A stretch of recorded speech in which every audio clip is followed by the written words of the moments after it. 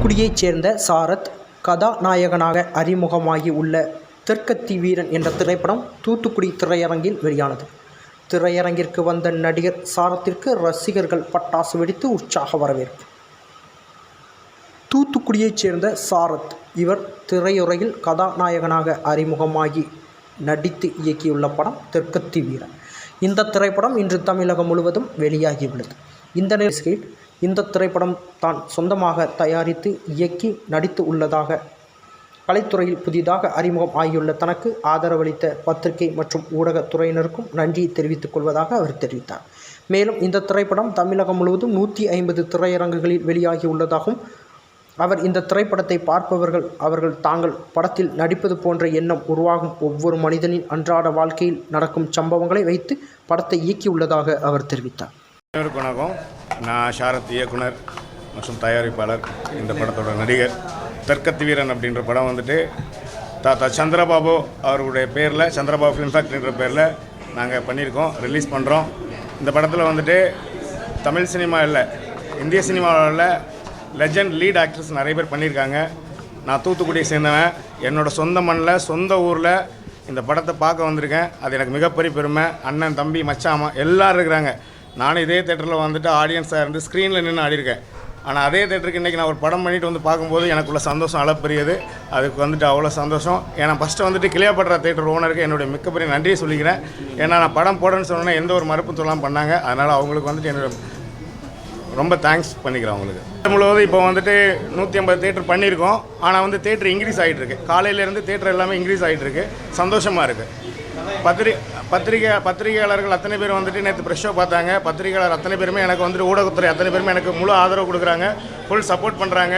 புதுசாக ஒருத்தன் கலைத்துறைக்கு வர்றான் அப்படின்னா வந்துட்டு ஒதுக்கி தள்ளாமல் பத்திரிகைகள் தான் என்னை வெளியே கொண்டு வந்தாங்க. நான் முதல்ல பத்திரிகைகளுக்கு இந்த இடத்துல நன்றி சொல்ல விரும்புகிறேன்.